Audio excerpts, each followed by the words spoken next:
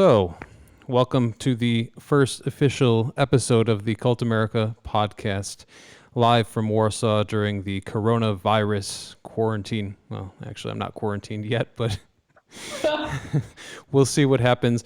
And my guest today is Rainier, a Brazilian citizen who moved to Poland many years ago, learned the Polish language, and is in general a fascinating character. We met a few years back. You were actually a Kult America Patreon supporter, if I remember correctly, and we hung out here in this office. And I appreciated it. So I think we should just get right down to the interview and maybe give us a little bit of your backstory. When is the first time that you heard about Poland, and what drew you to this country? So thanks for having me. We've done quite some time now, and I appreciate also the opportunity. You've always been in contact with me since the times of the Patreon, following Kult America. So it's really nice to be here. So hello to everybody watching. The first time I met a Polish person was in the UK when I was living there. And that's when I started to learn some Polish words, of course, some bad ones. But that's when I started to hear about Poland. But it was in 2012. That's when I started to work again with some Polish people when I moved back to Brazil from England. And then they started to invite me for meetings, and they were getting along really well until one day they decided to offer me a job here, which was caught me by surprise. But I was really, really happy to accept the offer and move over to this beautiful place.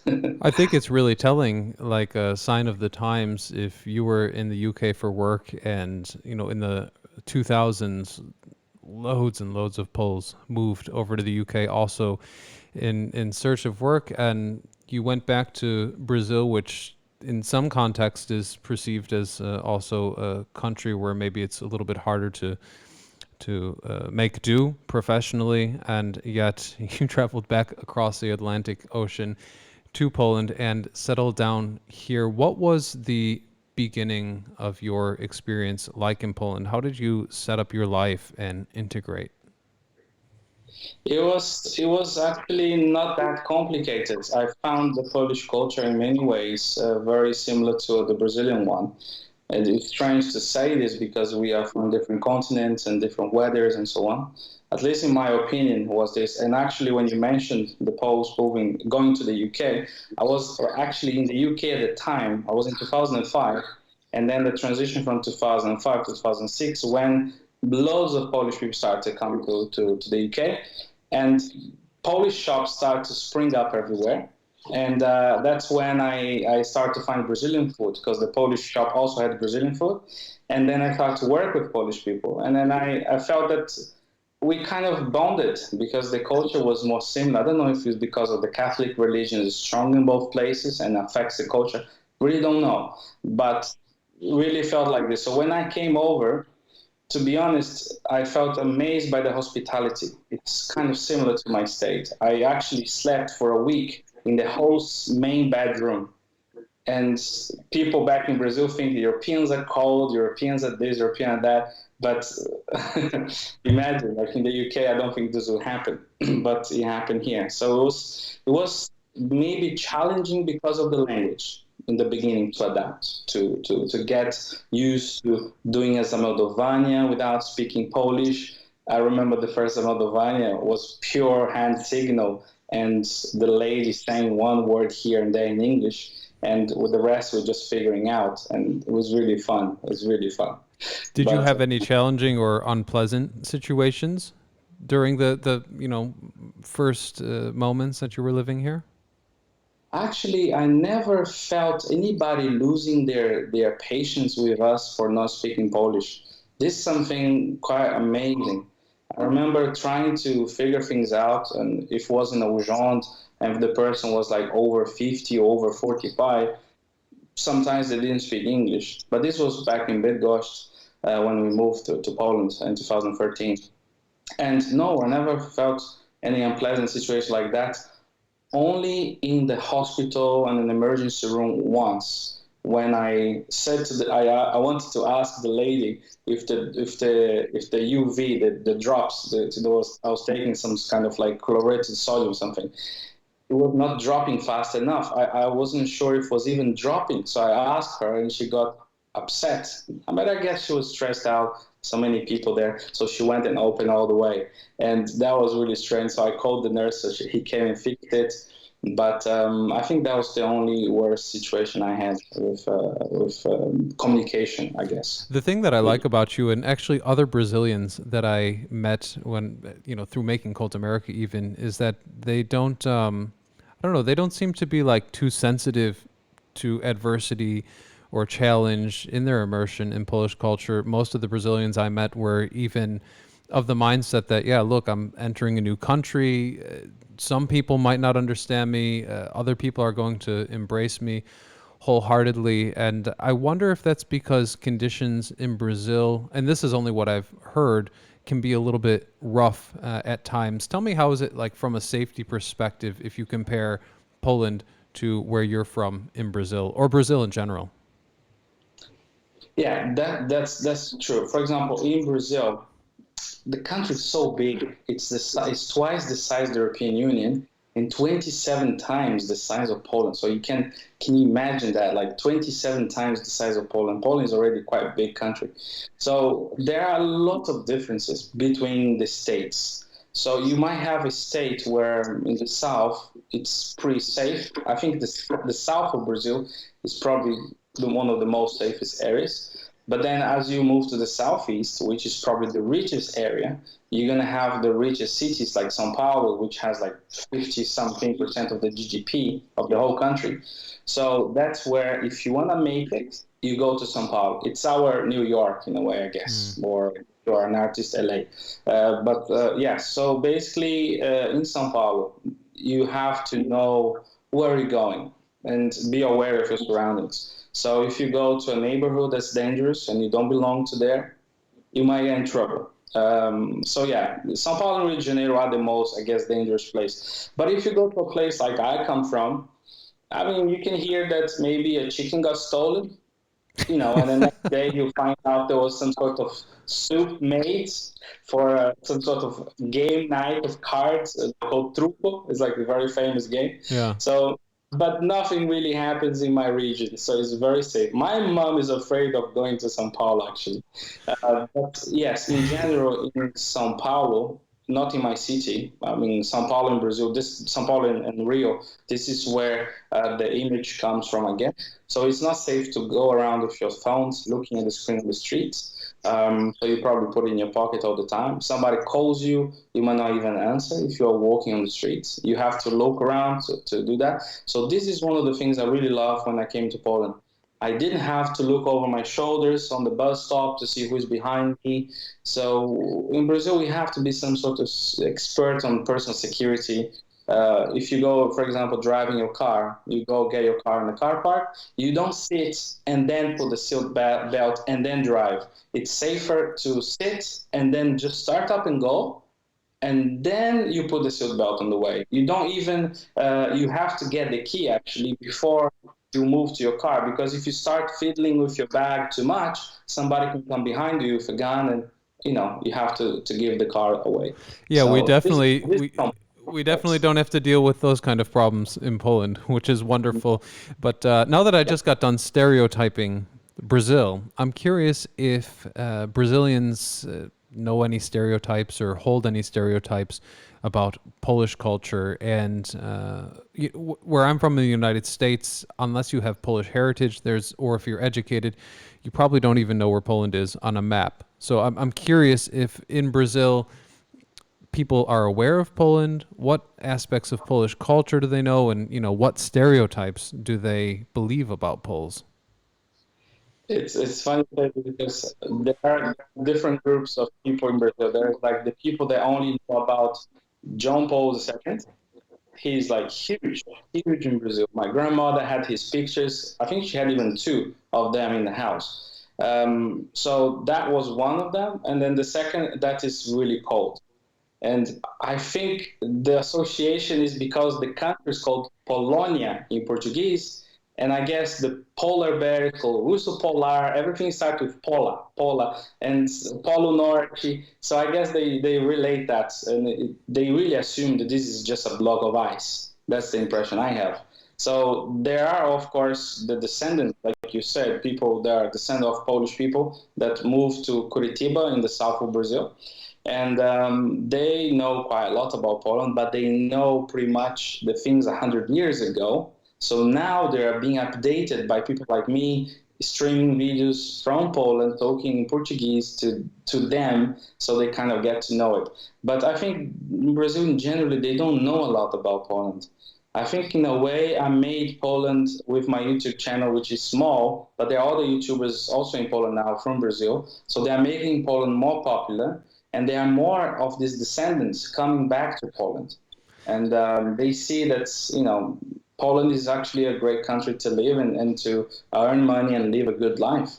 It's great. Actually, the largest promoter of Poland, in my opinion, from Brazil that I met outside of you, of course, is a man that I had on Kult America, and he created a fan club for the band Mysłowice, which is from Mysłowice in southern Poland, and I'm a huge fan of them. I had the pleasure to meet those guys even, and it was quite cool because it was like, meeting your heroes. But what amazed me is that the only source of information I had about Mysłowice when I lived in the United States was actually from this Brazilian Mysłowice fan club that also had an English section of their webpage. And so it's like this weird thing where I was in the States and a guy from Brazil was putting me into contact with Polish culture. And, the world is like an unbelievable small place. I have a question about current events a little bit. It's part of the reason I decided to just pull the trigger on this podcast. I've been thinking about doing it for a long time now. And as you see, I'm not technically set up to do this professionally yet. So anyone who might be watching, please forgive me. This is a work in project. And Rainier was very, very patient coming on last minute and, letting me set this up technically. But part of the reason that, of course, I wanted to spend the time and have these long form discussions was to really get an understanding of the world in current events, of course, and people like you connect Poland to Brazil. So maybe you can tell us a little bit about how the coronavirus outbreak is happening there. I can tell you here in Warsaw, over the past few days, today especially, the streets are like void of cars. There's not much traffic. There's definitely a feeling of paranoia. A lot of businesses are suffering. And I'm very curious, in such a populous country like Brazil, where you're from, are you seeing some of the same things? Well, I think if Corona breaks up there, it's going to be tricky because in Brazil, pretty much everybody just, they greet each other by shaking and kissing. So imagine, that would be perfect for spreading the virus. So they're going to have to stop doing that for sure. But from what I heard, there was 70 cases from when I checked last time. So there's not a lot.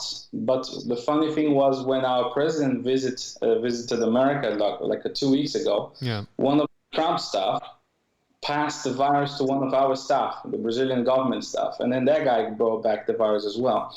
So people are scared.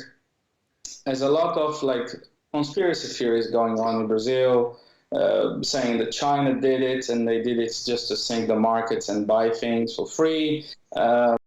This is the one I'm hearing the most. But yeah, so basically, my mom is not that scared. I don't know if it's because she lives in a small town and nothing really changed. Is your mother older though? Sorry? Is your mother an older lady? So is she kind of in the dangerous group?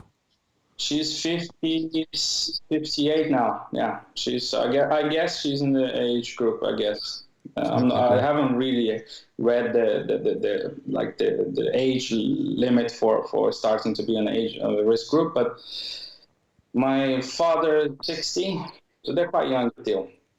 But yeah, I mean, in Brazil, they are talking about it. And I guess social media is making it even worse. I think this is the first time we have a pandemic and we have the social media. So I think every time somebody goes to supermarket, takes a photo of an empty shelf and shares it, it panics the next person to run and do Yeah. something as well. So Exactly. But tell me, like, in the context of you being in Poland and Europe as they consider it like a second epicenter almost of this virus, does your family feel that you are in a safe place, in a good place for that? I mean, when Trump said that no one's coming into the United States from Europe for the next month, I'll tell you, my family was a bit concerned. And I don't know how Brazilians are, but Americans, they tend to see everywhere else as worse than where they're from, right? So if there's a pandemic, you should be inside of the United States, not out in the middle of Europe, where demons and monsters are going to get you. This is how they look at it. In Brazil, do people have a similar perspective, or do they say, "Oh, you're in a good place"? I'm sure they have good hospitals and doctors. from the Brazilian perspective, the world is like this. If as a Brazilian, if you're moving out of the country, you go first either to America, second to Canada, and then there is Australia, New Zealand, and then you also think of Ireland and UK, and Japan, and maybe France. But these are the countries we think of like these are good places to migrate. But as good countries, I could include Germany as well, maybe Denmark, some northwestern and Nordic countries for sure. But everything else they think as no. I mean, apart from in Asia, South Korea and Japan, the rest of Asia, we have these concepts of like not being like so developed and this and that. Of course, it's just imagination. There is no based on facts. But my mom, I mean, actually, in the beginning, when I moved to Poland, most of my family members, and especially my wife's family, which they are purely Japanese, and they were like asking us to go to Japan. They were like, "What? Poland? Why?" And they still thinking like we are in a bad country. And I was like, "What?" Like, because it's not the beaten road. I don't like to walk on the beaten path. I actually like to go and discover things. And I actually, when I came, Bydgoszcz was not even on Google Street View, Oh, so wow. couldn't even see. I could not even see how Bydgoszcz looked like. I couldn't check the roads where I was going to live, and I really came in the dark, and I don't regret it. I, And you know what? I have to give you some serious credit for the fact that you lived in Bydgoszcz, because everyone, I mean everyone who moves to Poland, where do they go? Tell me. I don't even have to say it because I know you know. it's Wrocław. It's Warsaw, Kraków, and Wrocław first, and Yeah, then secondly maybe Katowice and Gdańsk and Trójmiasto. exactly. And I'll make a confession to you. I've been to Bydgoszcz twice, and I'm pretty well traveled. I host the show for Oh TVP, yeah, so I'm going everywhere every month. And Bydgoszcz, I played a concert in Radio Pick many years ago, so it was just like in and out. And then just last Thursday, I was in Bydgoszcz, like to see the city properly for the first yeah. time. And what I have to tell you, man, I really, really regret that I hadn't been there. Part of what's special about it is probably the fact that it's not, it wasn't on Google Maps right away. So it's kind of left aside. But I was amazed at how friendly the people were. These systems of Oh yeah. canals and locks were pretty incredible. Tell me, what did you find special about the city Bydgoszcz? What would you say people need to discover there? I think I'll talk now to Polish people first. You guys need to stop this thing about Brzydgoszcz. There is nothing really Brzydk there anymore. Yeah, that's Maybe true. 20, 25 years ago, there's nothing ugly because there's this joke. Brzydki, for people that don't speak Polish, it's ugly. So Brzydgoszcz is ugly goszcz. It's like a play of the city name. But actually, I think it's a beautiful goszcz because if you go there, I mean, even at the time I went, they made a joke like it's like the Venice of Poland because there's like a lot of Yeah, Wispa Młyńska, that's what I those old thought. hills, and it's beautiful. And I think there's a lot to see there, really a lot of things to see. There are bunkers, there are different interesting stuff in the city center, for example, monuments, a lot of history. There, I remember a Polish guy showing me the city center, and he showed me the corner of the church next to the Urząd Miast. And he said, "You see that star over there, that the eagle over there?" And I said, "Yeah." He said, "The guys from the army that invaded, I'm not going to say their names, it's not worth it. They removed all the eagles, all the orgels from everywhere, but they didn't see that one with the crown on top, and that one stayed." And he was really proud of it because that's the symbol of Poland, right? And I think Poland, I mean, Bydgoszcz, man, is like, I was born there in Poland, right? When I came into that place. So that's like my town, I consider Bydgoszcz. So I'm That's suspect beautiful. about talking about Bydgoszcz Well, because did you ever visit the ex- ammunition factory that where they made the TNT? actually I The went to this Explosion museum. Museum, it was called. Oh, Exploser, yes. No, I didn't go in there, no. But I know what you're talking about, yeah. It is wild. I was just there on Thursday. It is a wild place. I mean, German Nazis set up this industrial complex to produce explosives, TNT. And they were so methodical in their determination to keep this thing running no matter what happened that they literally had like a mirrored version of the most critical aspect of the factory. So if something broke or something got bombed, they could keep production going like without missing a step. And it was founded by well, this is the other thing. The founder of the company that the German Nazis took over was Alfred Nobel, who also made the Nobel Prize. So it was another really weird thing where they completely bastardized this guy's name ultimately. And the other thing that made an impression on me was how beautiful the forest around Bydgoszcz was. I mean, the nature and in a simple way. So do you keep in touch with friends from that city, or like do you return there sometimes? Yeah, actually, I have friends from the first year I was there. Actually, I made friends in Bydgoszcz more easily than in Wrocław. Maybe because when I was in Wrocław, I had a son already, so it's hard to socialize and go out. But man, the people in Cuyahoga-Pomerania, they are so hospitable. It's really something else, really. Yeah. So I made a lot of friends. My first boss, the guy that gave me the job and invited me to come to Poland, I'm still in contact with him. Every time I go to Bydgoszcz, I call him up and we meet up for a beer. And the last time we met up, I mean, we called on the phone and I called him in Polish because I wanted to surprise him, right? And he was really happy to hear me. He was like, "Oh my God, now he's speaking my language. It's incredible." And it was a way to say thank you for him for giving me this chance, and it was really amazing. And I really have good friends there. Actually, my I left my dog with a friend there. Actually, she's helping out. So it's really something else. Those people are incredible, and the food as well, man. Oh yeah, They yeah. keep you non-stop. That was the other thing. I went to an incredible restaurant there. It was quite fancy. It was some. Oh man, I don't remember the name of it. Olive oil and something. Anyways, not important. The next thing that I love about your story, and I almost wish that I had this type of street credit because, okay, so the first stereotype we've debunked about you, foreigner living in Poland, is that you moved to Bydgoszcz. You moved to Bydgoszcz, excuse me. I can't speak today. And you are schooling everyone on the fact that it's not Bydgoszcz. I love it. That's the first thing. But the second thing, and this is really incredible, is that you don't have a Polish girl, you don't have a Polish wife. You settled down in Poland with a wife. You started a family, but she's not Polish. And the reason I love this so much is because every single time I meet someone, tell them I moved to Poland, tell them a little bit about my story, right? And then they find out that I have a family here. Ah, okay, I know.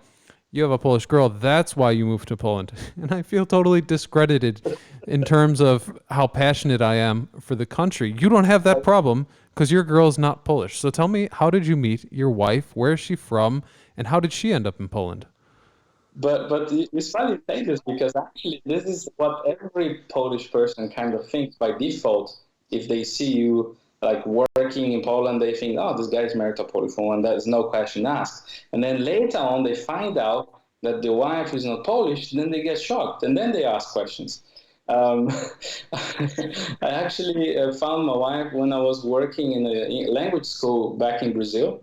And she was working one of the branches, but I was working headquarters, so she always had to come there for administrative tasks and stuff. And oh man, the first time I saw her, I mean, of course, it was love at first sight from my side only, right? Because later on, I discovered that she thought thought I was gay. That was that was I like thinking I'm just like really cool and flirting, and she's thinking I'm gay. That's the best story I ever heard. So, I mean, you have a child by her, so clearly you're not gay. But how did you how did you get her from thinking that you were gay to marriage? That's a transition.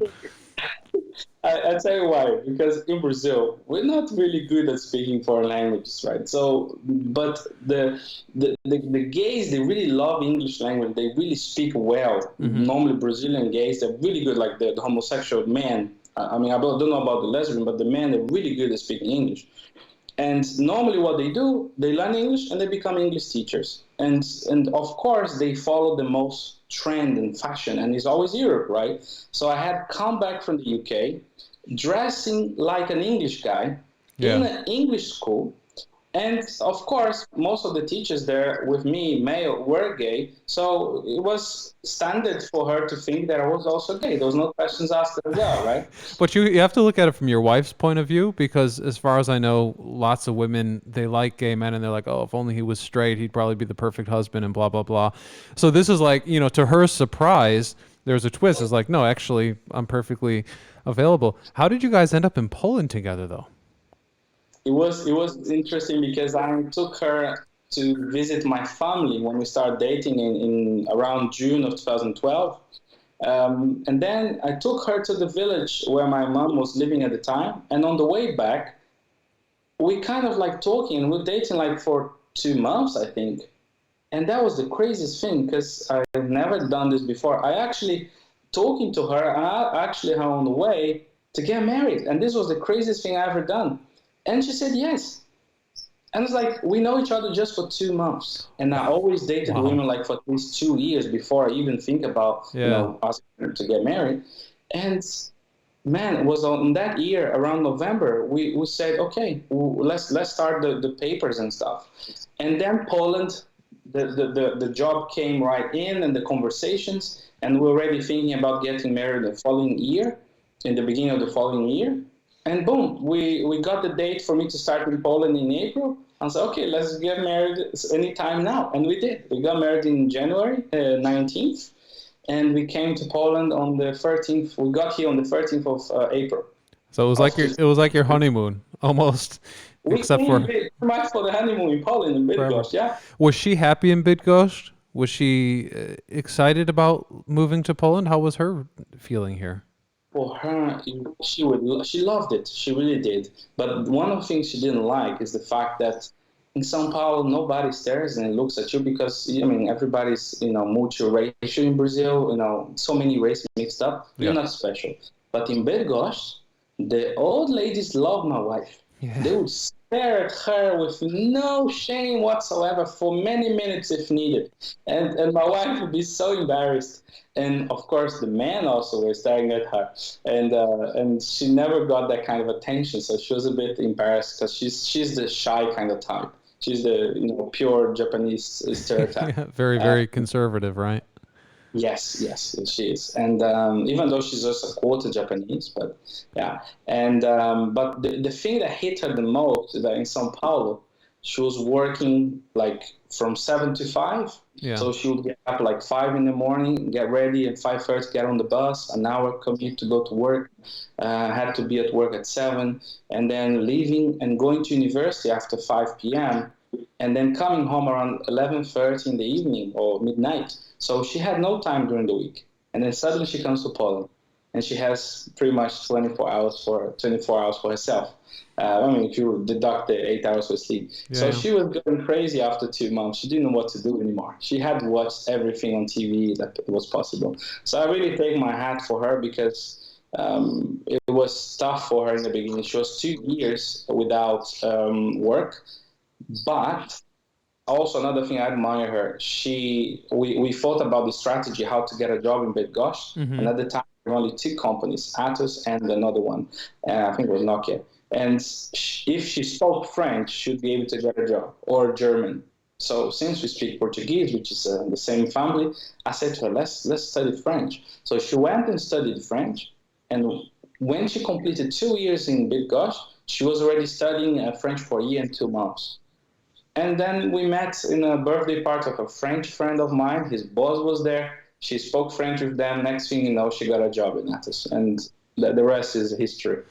It really goes to show that if you're determined and open-minded, you can pretty much probably make do anywhere, because I think a lot of people from Poland would be resistant to moving to Bydgoszcz for professional pursuit, right? And you guys came here out of nowhere from different countries and set up a life here. Now, there's one thing that I wanted to touch on, because you mentioned that back in Brazil, it's multicultural and it's hard to stand out. Where I'm from in the United States, completely the same thing. In fact, when I came to Poland, and I've said this before in other videos, it was so bizarre for me to see a place that was like only one nationality. You know what I mean? Like I remember clearly in Warsaw train station, 2001, and I was like, wow, it's only white people here, and it was very, very unique. And I had the same thing, to be fair.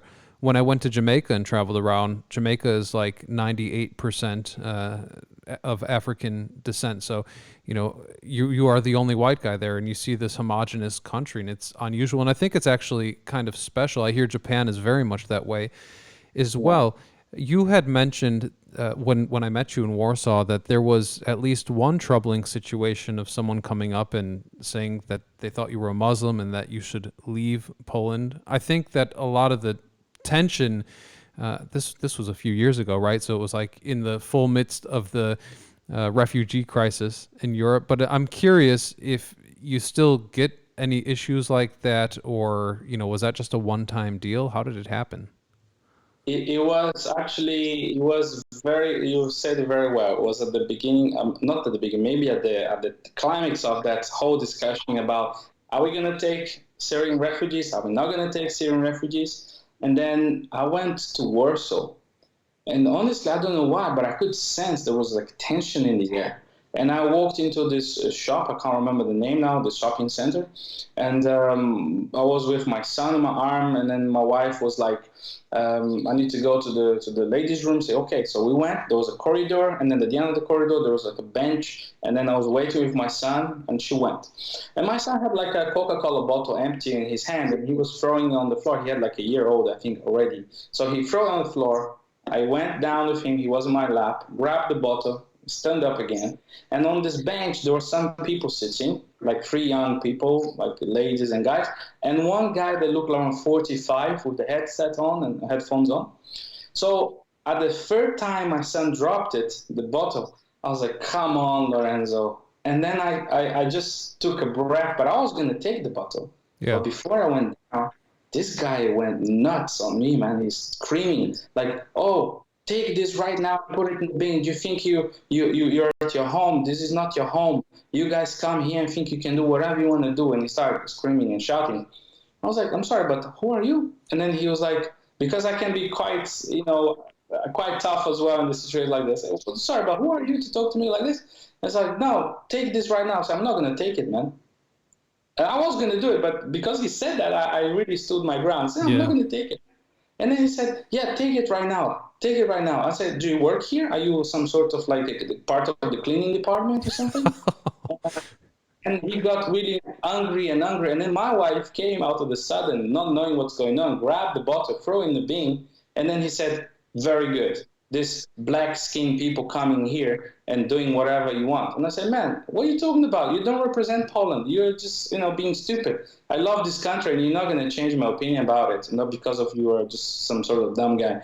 And he's like, yeah, I don't care if you love the country or not. Just get out from here. I don't know if he meant from here, like the place, or here the country. And then I left my wife with my son, went into the toilet, came out. He was in silent. And then, but if he had done something to my wife and my son, man, I would go crazy. But was that conversation in English or in Polish? Polish. Yeah. But God, my son didn't cry. If my son had cried, the thing would just have escalated really badly. I always, that's indefensible, of course. But like, let's look, this coronavirus, I mean, people are terrified because the media is just like pumping it down your throat. And the internet, I think, is a dangerous thing because if you look in the wrong direction, all of a sudden you can just be berated with propaganda and, information that has ulterior motives to the point that you're afraid of other people as if they're a virus, and I could believe that this guy who did that to you, probably you're right. He didn't have a very strong critical thinking ability, but at the same time, that probably makes him much easier to manipulate. And it is a real shame that this happens in society, but I think it's also a shame that an adult man would carry on like that, and well, I'm always of the opinion that for people who bring negativity, life, in a sense, will be punishment. Yeah, like kind of to fit the crime. Sure. I mean, the feeling that he was already feeling is already punishment, because when you feel happy, it's good. But when you feel sad and angry, that's already bad for your health, right? For your heart and everything. But I guess if people are judging others just by the way they look and they don't know anything about them, it's really embarrassing for them. He doesn't know that my country took thousands and thousands of Poles before the First World War, after the first, after the second, and there is like a thriving community there. They're not suffering any persecution. They are free to do whatever they want. And I'm here, and he does that. It's embarrassing for him, because I know hundreds of other Polish guys that are really helpful. And actually, when I requested the Polish citizenship, I needed some people to vouch for me and write letters of recommendation. And man, the amount of friends that turned out say, Rainer, I'm writing this letter for you. And they send me the scans of the letters. And when I start to read the letter, some letters made me cry, because I was like, man, I don't even deserve this so much love from these guys. And it's just one guy in a very small. I mean, it's noble of you to. I mean, I really believe in your conviction for Poland, because there's so many examples of it, right? You come here, you don't go to the commercial tourist spot for drinking and nightlife, but you pursue a normal life, professional life in a real Polish city. You settle down with a person who you love. You brought her here as well, which is amazing. She embraced the country. Your child was born here, and you touched on kind of the next point. And I mean, this point is what really I think got us back in touch with one another. The fact that you've requested the presidential approval for Polish citizenship, and I received Polish citizenship the more ordinary way. From what I understand, receiving it from the president is extremely difficult. But you were in a very, very difficult situation before you completed that application. So can you give us a little bit of context as to what led you to request your Polish citizenship directly by the president? Yeah. Normally, like you explained a bit, the person has two ways, right? One way to request is by time of living in the country. Yeah. And that has to be around 5 years of working and having a Karta Pobytu, a residence card, renewed every time. And then when you get the permanent one, you have to stay another 3 years, and then you apply. So it's in the total of 8 years. Mm-hmm. But the thing what happened to us was, when we moved from Bydgoszcz to Wrocław in 2015, me and my wife had a Karta Pobytu valid for 3 years. That was great. And our Karta Pobytu had the same expiry date. But when I moved in, one guy in IBM, which I'm not going to say his name, he gave me wrong information from the HR. And he told me that I had to request another Carta Pobytu in Wrocław because now I moved to a new city and that Carta Pobytu is no longer valid. I mean, it was wrong. Actually, I think that that's true. As far as I remember from when I had Carte Pobytu, every time that you changed your meldunek, the card became invalidated.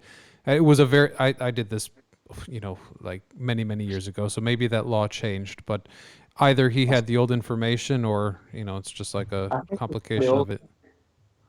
Yeah, I think he had the old one because what happens now is that you just go there, take an update application, and you update the urgent, the previous one that you changed address and company, and then you update the new one.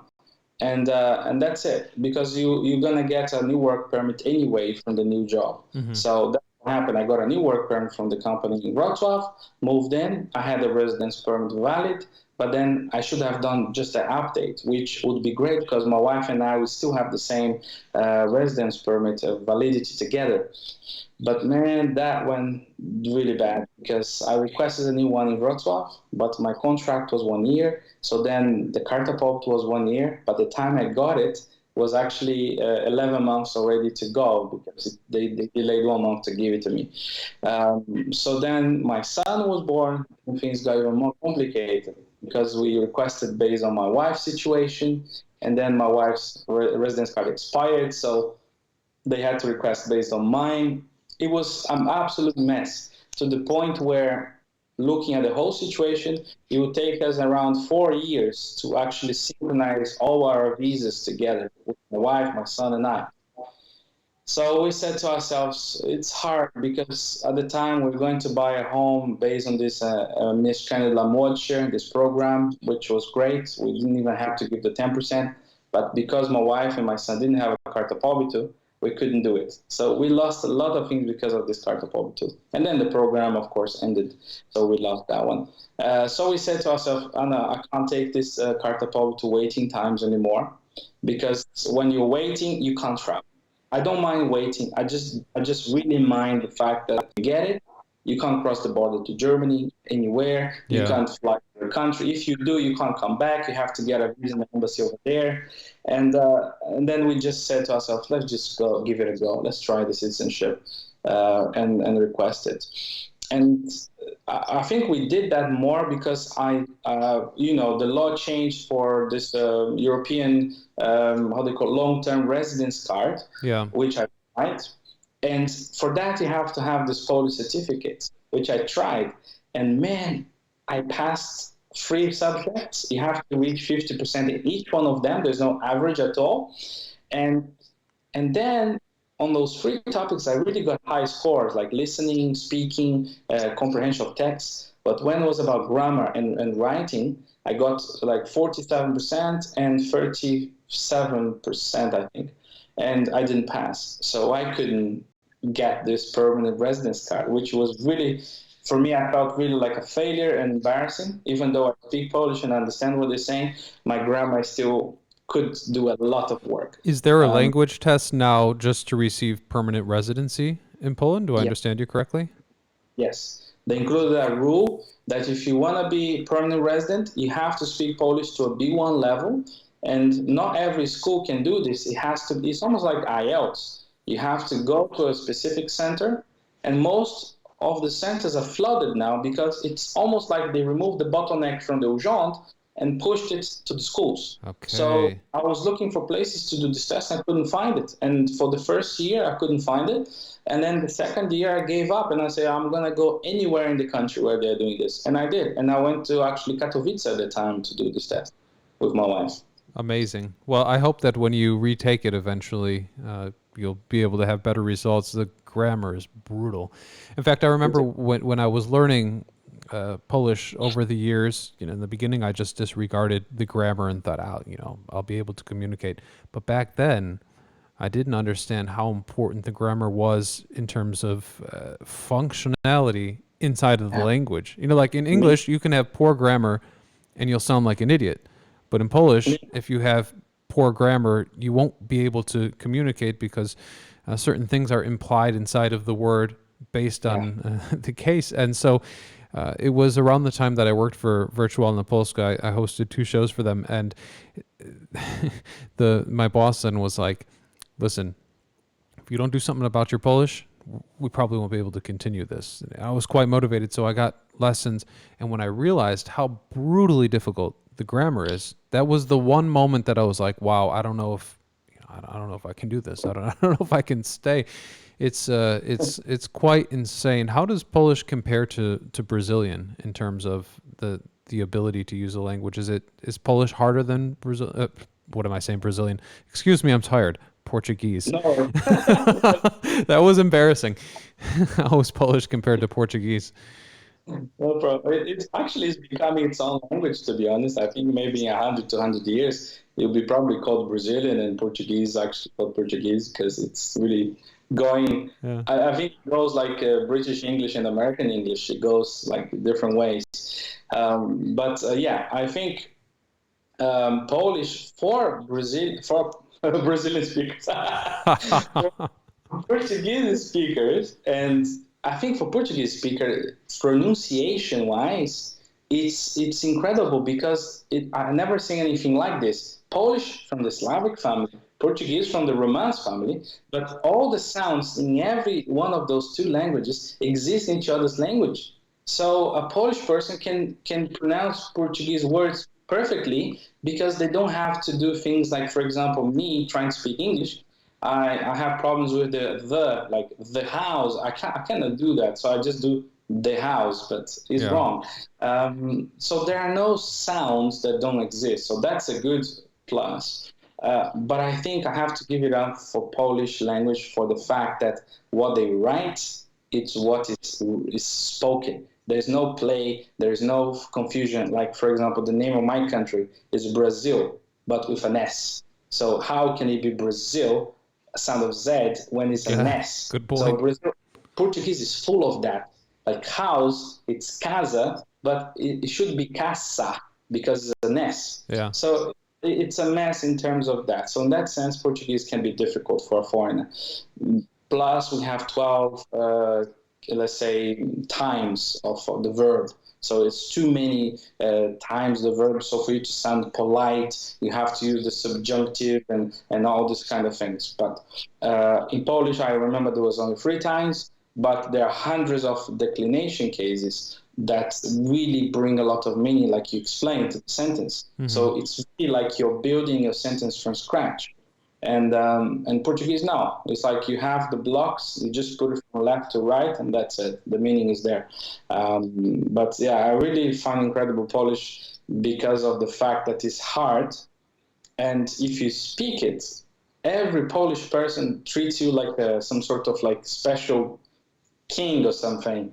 And I remember the feeling the first time I started to speak Polish, and everybody was like, "Wow!" And it's just like it's like a drug. You want to keep that thing going. Yeah. Do you and your wife ever speak Polish together at home? At home, I think we did in situations where we didn't want people to understand us, but this was rare. But at home, we mainly speak Portuguese. But with our son, we do. Something I think is bad. We say to him things in Portuguese, English, but also we know he understands much more Polish because he spent 9 hours a day in the kindergarten, in the Polish kindergarten. So if we know we want something to do it fast, for him to maybe, an instruction that we know he will understand faster, we choose Polish always.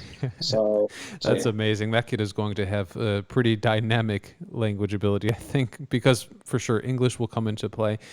So just kind of wrapping up, I'm only curious of one thing. If you don't receive Polish citizenship from the president, what is your plan? What are the next steps? Do you think that there's any option that you would live in a country other than Poland, or is this your destiny in your home, regardless of any challenges that you might have to face and fight?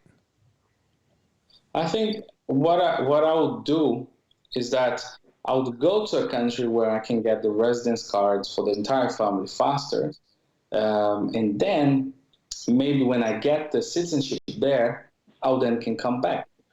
because I know Paul, I know the language, I know the country is growing a lot, and they already talk about like Poland is the new Germany or something like that. So I think it's really the place to be in the next 5 to 10 years. It's going to be booming. It's already booming, but it's going to be even more. So I definitely would look for that. And I like the weather. It's not too hot, it's not too cold. Like the food, like the people, and I think the country, nature-wise, is so beautiful. And the fact that you can be in a flat place and 2 hours later driving down, you are in the mountains with snow and everything. This really blow my mind away. Yeah. So definitely come back. That's the plan, I guess, if I have to do that. Amazing. Well, once again, thank you so much for joining me today, and thanks for actually, everything that you do and that you said. I think that your channel is quite interesting, and I believe that it can give Brazilians a very non-biased and passionate look at Poland. And yeah, I really hope that you will receive the citizenship in the nearest future, man. So good luck to you throughout the coronavirus crisis, and